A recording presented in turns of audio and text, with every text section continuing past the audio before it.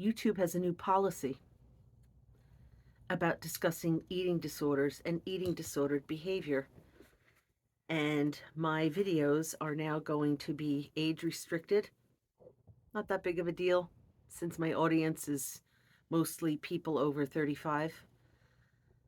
Okay, age restricted, but there might be content warnings when I talk about binge eating disorder and recovering from binge eating disorder.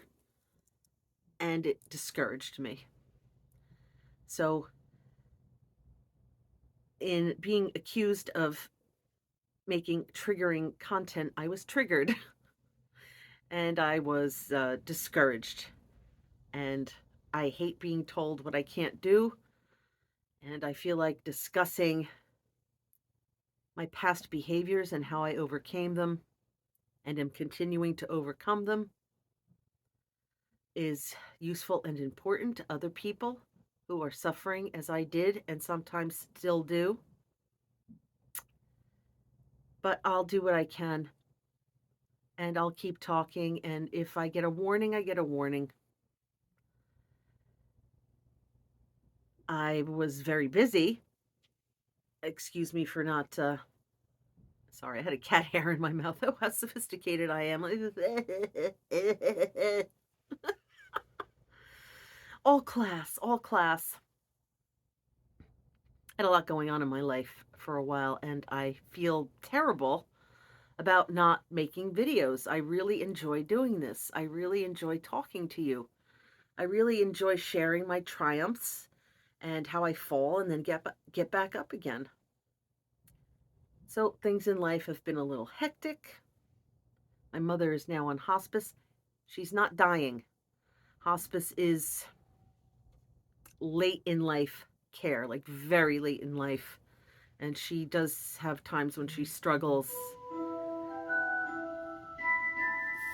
Did you hear that? That's the sound of Harry Potter. Who's talking to me? My niece. I'll talk to her later. How have I been coping? I'll cry. Crying is very useful. It's a great way to get stuck emotions out of one's body. Crying. Screaming is good. Try not to scream at people. I have been grazing a lot. I've been craving smoked turkey, I guess, for the sugar and salt. I know, sugar and salt and cold cuts.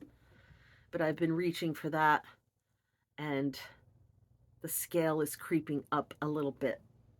And I was so close to Wonderland, and now I'm either holding steady or slightly gaining. So I have to get a grip on my eating once again. Stocking up on those low impact foods. I do eat a lot of salad. Like a lot. The crunching is so satisfying and the texture, and it's very filling. But I guess other things I'm doing, like the sugar-free chocolate, I said I was limiting to 2 a day. Sometimes at night, I'll be like, screw it, and I'll have 3 or 4. And it makes a difference. 100 calories here, 100 calories there. It makes a difference. I had my gastric bypass in 2006, and I weighed over 400 pounds. They did not have scales. They did not have the bariatric scales. They had very few back then that went over 400 pounds or would weigh you if you were over that weight. Now it's more common for whatever reason.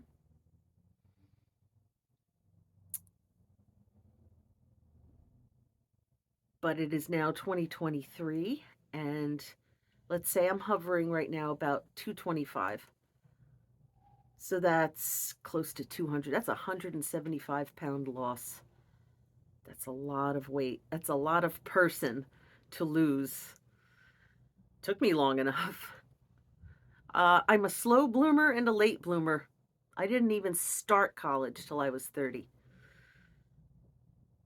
So people say, oh, you went back at 30? I'm like, didn't go back, just went for the first time at 30. When I got out of high school, I went right into the working world and was very unhappy there.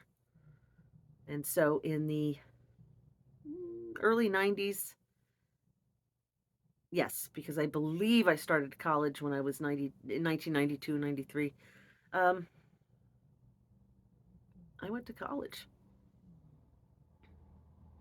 and now I have 2 master's degrees all these years later. So what can I talk about that won't get me flagged?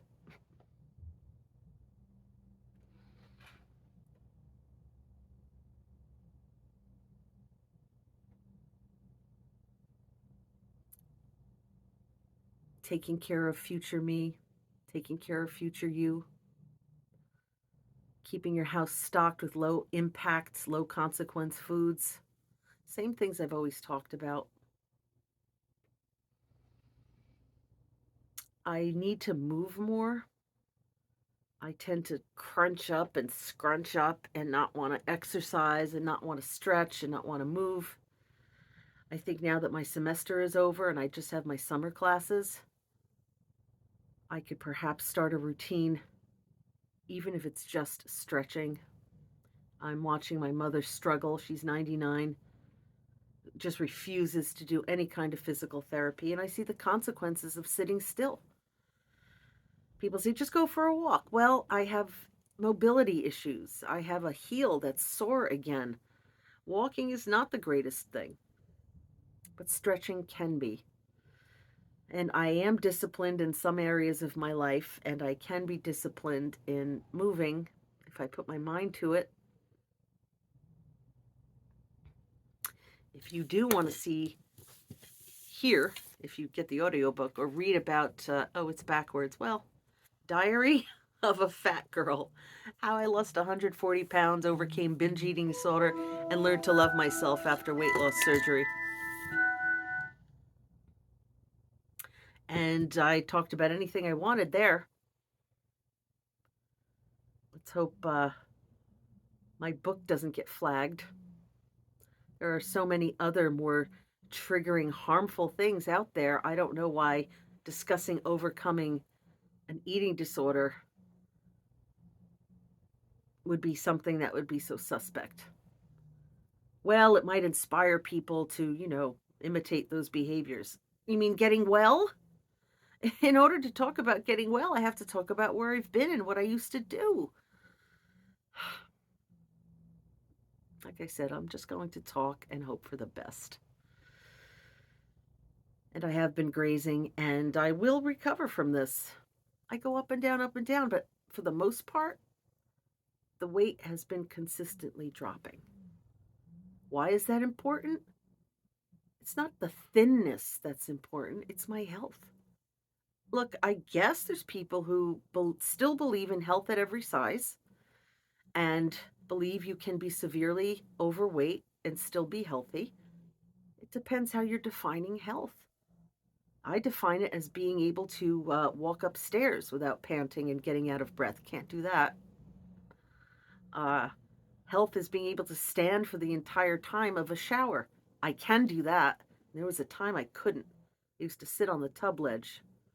And as much as you try to tuck the shower curtain under your butt, I would still just soak the floor. Bad news. I have on my bucket list, I'd like to do a TED Talk. I'm not sure I'm steady enough on my feet to stand up on that microphone. Yeah, they could give me a stool. I could lean. But a friend told me today, she says, the more you use your cane and the more you don't use those muscles that can hold you upright, you're not going to get to that point of wellness. I don't use my cane when I'm walking from the car to the classroom. I don't use a cane in the classroom, but I sit. I don't stand the whole time. So I'm always looking to improve. I'm always looking to grow. I'm 58 years old and I'm not stopping. I will improve. I will grow. I will get healthier and healthier. But I do need to be a little more focused.